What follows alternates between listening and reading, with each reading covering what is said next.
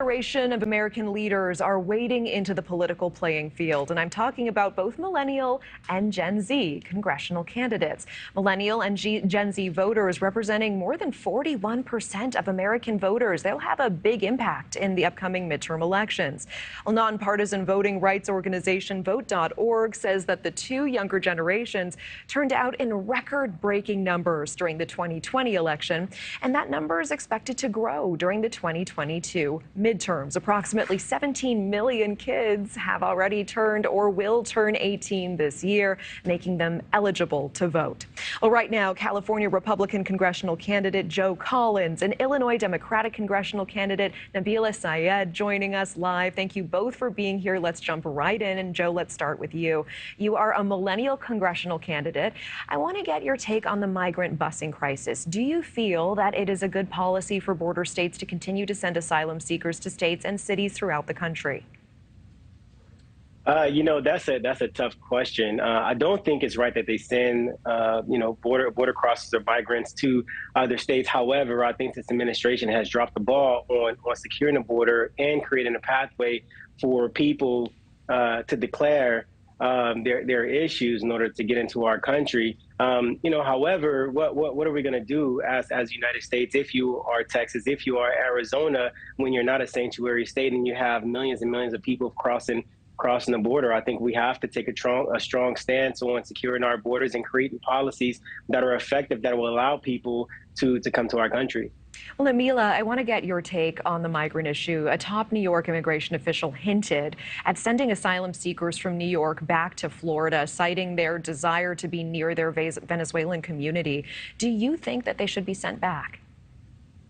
I mean, if there are certain states that are designated and certain cities that are designated as sanctuary cities, I think it is unfortunate the way that, migrants are being treated in certain states and the fact that they have been bussed over to other states. But I do commend states like Illinois for taking people in these very heartbreaking situations and trying to make amends for the mistakes that some other states are making, because it's critical that we understand that people are coming to our country for better opportunity in tough situations. And, there is a crisis that is happening, and we need to make sure that we are alleviating it in a humanitarian way.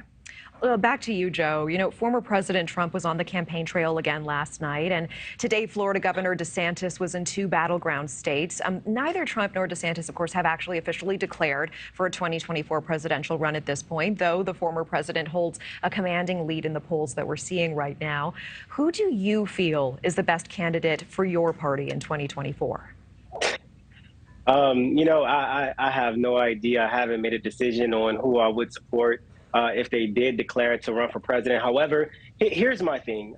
When it comes to politics across the spectrum, whether it be federal, local, our community, we need younger blood in office. And that's my stance. That's what I'm going to stand on. The older politicians, they've had their time in office. They've created policy that has shaped where the United States is right now. But we're moving into a new direction, a new type of generation. And we're going to need a new type of younger politician to take the helm and get our country back on track and get us moving in the direction that we need to go. So would you favor DeSantis just because he's younger?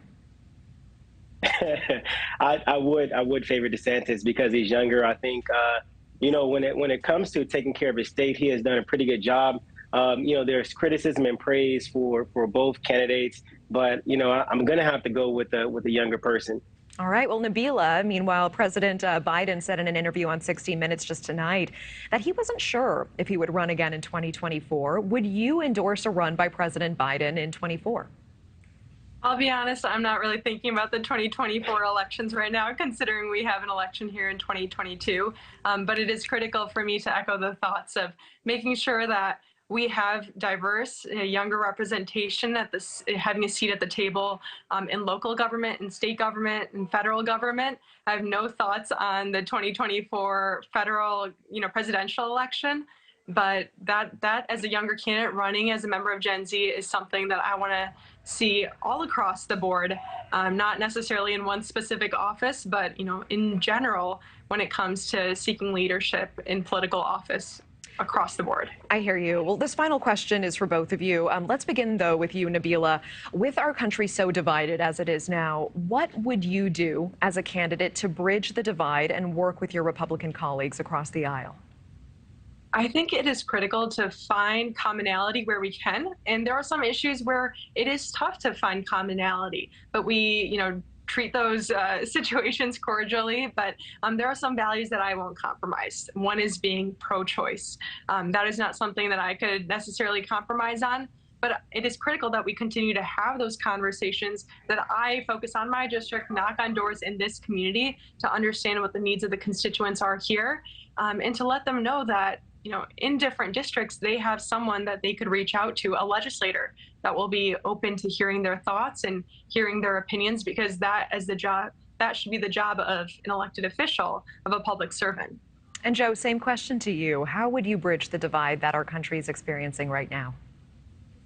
Well, I think one of the biggest problems that we have is we have a lot of representation that are not listening to the public and not representing their constituents in a manner that they feel they need to be represented in. So I think that we need to build our allies with people who actually want to work for the people.